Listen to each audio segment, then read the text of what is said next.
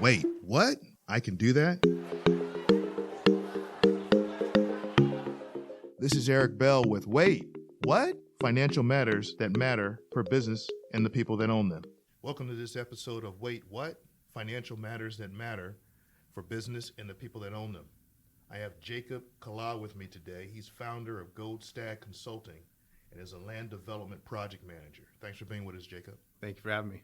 You know, I know you're bringing multiple networks together to ensure a smooth business transaction for people who are selling properties. And I wanted to drill down on that a little bit more. And also, your partner, John Edmond, who couldn't make it today, he's a lobbyist for Mercury, which is a global PR and lobbying firm. I want to talk about his background and how you guys collaborate and partner together within your business to make it good for landowners that are going to sell their land. So we're going to talk a little bit, or I want to know more about the pre-sale strategy that you and I talked about, what people should do, because it seems like a tremendous value add when you're going to sell a property. Absolutely. To touch base on John and I met 3 years ago, cigar buddies, and just smoking, huh? That's it, just hanging out, having fun. And I lived in the small business world and sector, and obviously being a small business operator, you work with the city. And whether it's licensing and stuff. So I got familiar with that process. And John, obviously being involved in governmental affairs, private equity banking, he's always dealt with the city to some capacity. He was chief of staff for 10 years for a council member in Long Beach. Okay. And we met and we started kicking around the idea of merging our networks, because I lived in the business dealing with the city space, and he lived in the city space trying to help or further lobbying companies. And so we realized that there was a fit in our networks, that by combining both, we could live at the intersection of business and politics. And what it meant and translated to was ultimately our entitlement process. It was, wow, how do we help small business owners or landowners by merging our networks to ease the pain in translation between city and business, or city and opportunity? Because as we know, the city doesn't always want to tell you how to make the opportunity. They don't spell it out for you. Well, let me step back. Let me ask you first, what is entitlements and how does your strategy, and tell me more about your strategy or what you and John are doing. Great. Entitlements are basically what you're allowed to build. People get misconstrued with zoning. Zoning is what the city lays as like the foundation, right? But entitlements are what you're actually able to do with that specific property. So you can be in a certain zone or zoning by the city's master plan or specific plan or general plan. And then there's the land use element and, CUP. Those are different forms of entitlements that then allow you to say, hey, I want to build a building on this property. So if you want to build a building on a plot of land, if it's zoned for commercial, you can only build commercial. However, you can go to the city and work on the entitlement process. You're not rezoning, you're just asking for permission from the city to build that apartment building or hotel or whatever you're trying to build on that parcel of land. So that's what an entitlement is. If I understand you right, those are the specifics to building versus zoning. Zoning's kind of a general overview. So entitlements is specific to what you're going to do. Yes, sir. So zoning is basically what the city decides, is best for that area or what the area calls for. Now, some entitlements you're not going to get, right, based off the zoning. So right now, it's no secret if you're trying to build in Inglewood, you're going to have a very hard time building density, which is vertical apartments, hotels, etc., because FAA laws of LAX, they have height restrictions, right? So even if it's zoned for commercial or zoned for apartments, your entitlements are going to be very low ceiling. You're not going to be able to go over like 4 floors, for example. Now, in another city, if you're in a zone for commercial, but you want us to help you convert your property for 10 floors, that's where we come in. We're going to go to the city. We're going to go to planning, economic development, and we're going to lay out the plan with architects, conceptual designs, and start the process of converting your entitlements, what you can build on your property. If I'm a landowner or a business owner and I have a property and let's say I'm going to sell my business. Yeah. So I'm going to sell my building, and I'm going to use Inglewood, your example, because a lot's going on in Inglewood. A lot. There's opportunity zones there that come with tax benefits. If I came to you and let's say that building was worth $3 million, and I said, I'm going to sell this, can you put the entitlements in play? Because I know this guy's going to want to buy from me and build a multi-use type of situation where there's apartments up top, there's little stores on the bottom. You can put that all in place for him ahead of time. Yes, sir. So that's called a mixed-use project. You have retail components on the bottom floor. Normally, you have to factor in some form of parking. So you have to either site plan review a parking lot nearby or a subterranean parking garage. That gets expensive. And that's where our strategy comes in. You ask, what's our strategy? So our strategy is to find business owners, pocket listings. We bring the investor. We have the developer on the back end. And we work on the entitlement process and marry the two over that 18, 24-month period. So we identify the property, help them with the entitlements. You know, you asked what it could be worth. Well, if I have a $3 million property, let's say it's 1.25 acres, and I'm going to sell it today. $3 million, fine. The reason being entitlements bring you so much money or multiplier is because a developer has to pay for that entitlement process anyways. So even if they buy that land from you for $3 million, the developer still has to go through the entitlement process to build. So we do that for them. That's why there's that aggressive multiplier on the project, because we just cut the 18 months of heavy lifting that the developer would have had to have done anyways. So that's our strategy. Identify the property. We like pocket listings. We like business owners that own their land. Maybe they want to retire. Maybe they inherited the business from the family and they don't know what to do with the property. They want to sell. So yeah, if you can wait that entitlement period, the multiplier is always worth the money. So I'm hearing that the estimated timeline, I keep hearing 18 months. Is that the estimated timeline, or can it be done quicker, or what's your thought? It can.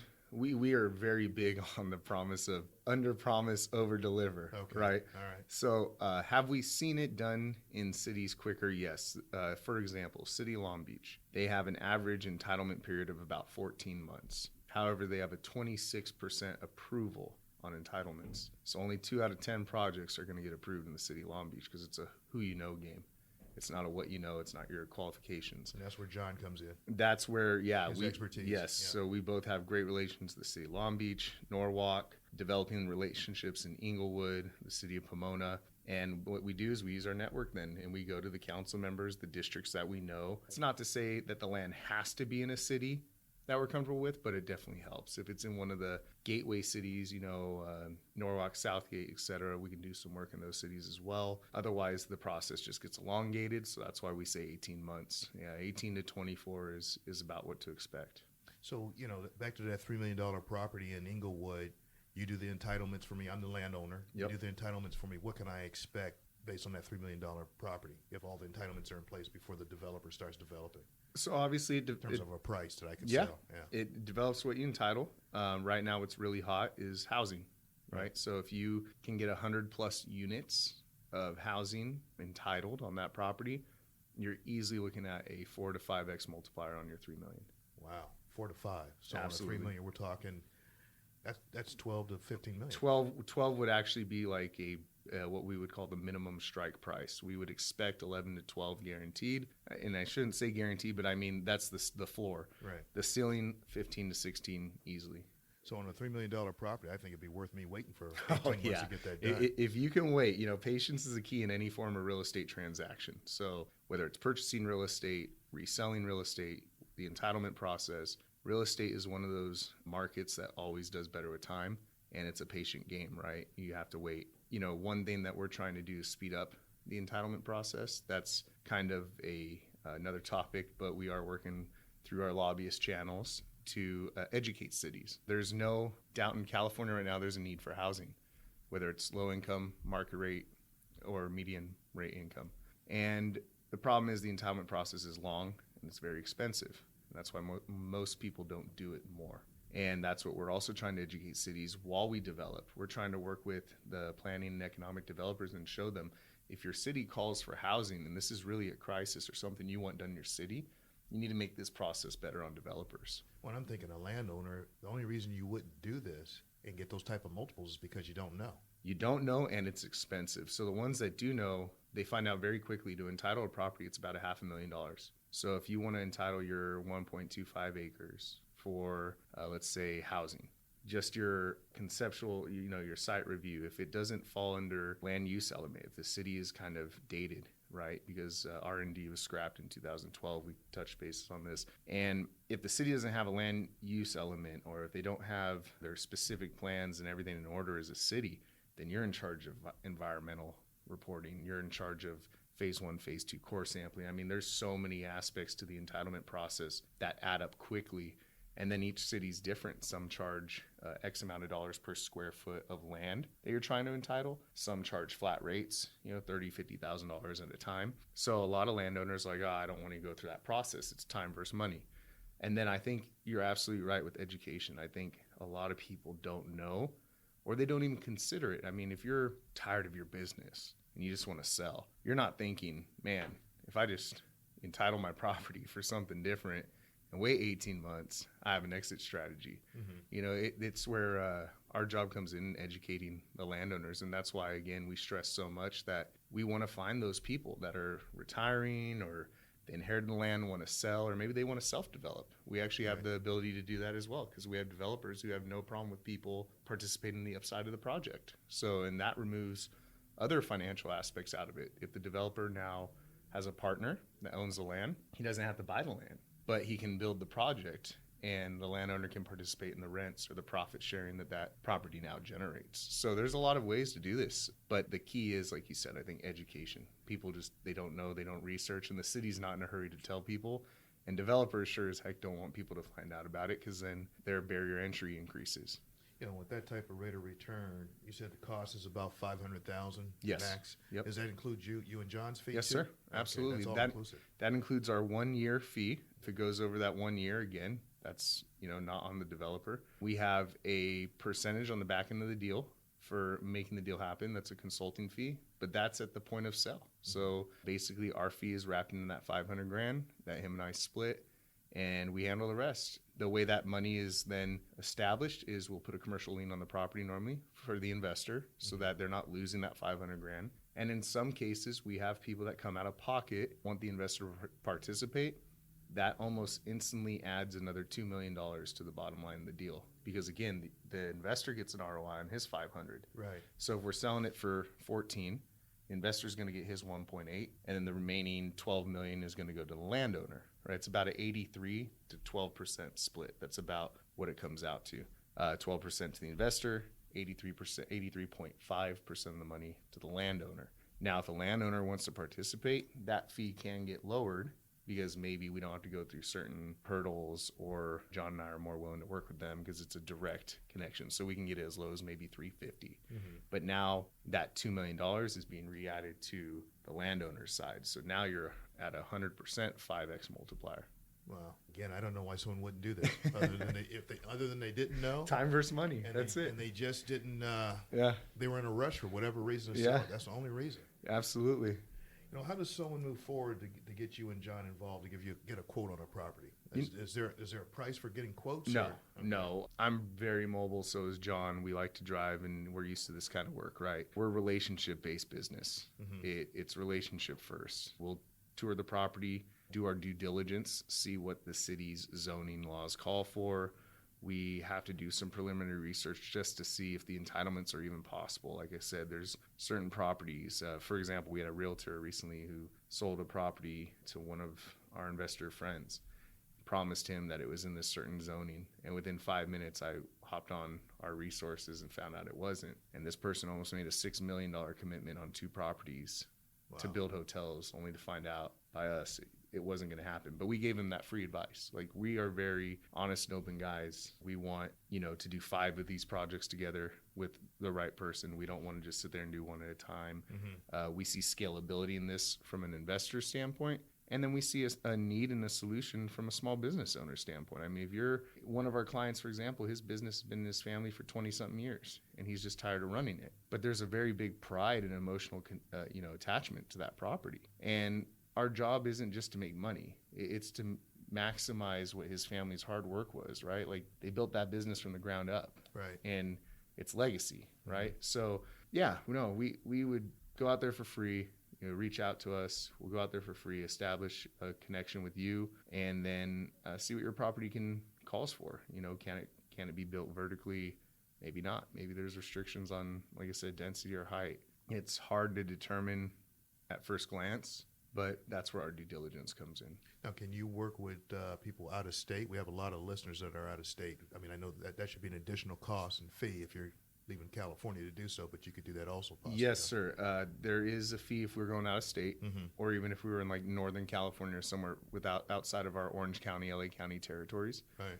because I'm Orange County based, John's LA County based. So that's kind of how we also work our markets. We do have potential projects right now, believe it or not, in Kentucky. We do have a few in Kansas. Okay. So that's student housing. And the strategy there is to buy up some apartments, build student housing around key universities. So absolutely, we deal with out of state. All in all, every city government body functions about the same. And it doesn't really matter what state you're in. We can work on those. So I got one listener that I know of in Japan. Okay, I'm down. Yeah. I'm not afraid to fly. That's right. That's right. We have yeah, absolutely. Why not? I've always wanted to go to Japan. Give me a call. So, Jacob, are there any final thoughts that you can give me before we sign off? I think the final thought is if you're contemplating what your land's worth, or if you're contemplating on selling, don't be in a rush. We all know there's that constant talk of, oh, what if the market collapses? What if this happens? The good news is entitlements are forever, right? So even if the market were to crash to tomorrow, but we were working on the entitlement process with you, by the time our entitlement's done, the market's going to bounce back anyways. So our whole thing is you're not at a loss entitling your property. Housing is always going to be needed, and it's not just housing that we can entitle. We can entitle warehouse, we can entitle public storage, we can entitle medical, office space, retail. You brought up earlier retail. There's so many options and so many things that land can translate to that whole worry or notion of, oh, well, what if I do this? I need to sell now at the peak of the market. No, we're actually kind of a recession-proof strategy because even our investors don't just look at this from a land perspective. But if anyone out there is like, I want to invest in real estate, but I don't have, $3 million, $4 million, $5 million, ride along with us at the $500,000 mark and watch your money grow even in a down market, because what we're doing, again, is for the long term. And developers buy low in times of recession, but it also means that we can buy properties even lower. The entitlement fees go down. There's a lot of advantages to what we do, actually. So it's kind of the only real estate strategy that isn't as impacted by the economic drivers. Well, I'm just thinking, so if you had a $3 million property, back to Inglewood again, Yeah. market, we go in a recession or whatever Yep. happened, the market tanks, and now you got a $2 million property Yeah. versus a 3. Yeah. At a 5 times multiple, you're still ahead. Exactly. I mean, if a developer comes, and typically what happens too in recessions and stuff is other costs come down because, everyone's trying to stimulate work, right? So Right. construction costs actually come down during recession. So it actually becomes easier for the developer to build, the ones that have money. Now, the ones that have been playing out of pocket, obviously they get in trouble. Right. But we team up with big boy developers. We work with some smaller operations, but a lot of our guys build 100 plus, 100 units plus. That's kind of what they look for. And you can do that with an acre of land. Yeah, a lot of the business owners that listen to this podcast, so they own their building. So, Yeah. when they're exiting, their exit strategy is usually 24 months or a little Yeah. bit longer. They should put this into place so they can sell that building at the same time. 100%, Yeah. especially if they have any form of a vertical building already. Right. If it's like a 3-floor industrial complex or 4-floor industrial complex, the key would be, because we could argue they have the prior density, we just need to convert from commercial to apartments. And then your multiplier, like we talked about, is so much more. If you have 100 units at a median rate of $2,500 a month, you could do the math. And that's a monthly multiplier. So you're looking at almost 10x strategies at that point compared to just keeping your commercial building as is. Well, thanks for being with us, Jacob. Hey, no problem. Thanks for having me. And Appreciate tell John it. to get better. Absolutely. See him next time. Absolutely. Probably Will see him at do. the cigar lounge. Yep, absolutely. All right. Thanks. Thank you. To get hold of Jacob, please email me at eb@wait-what.biz, or you can call me at area code 714-643-2500, and my extension is 420.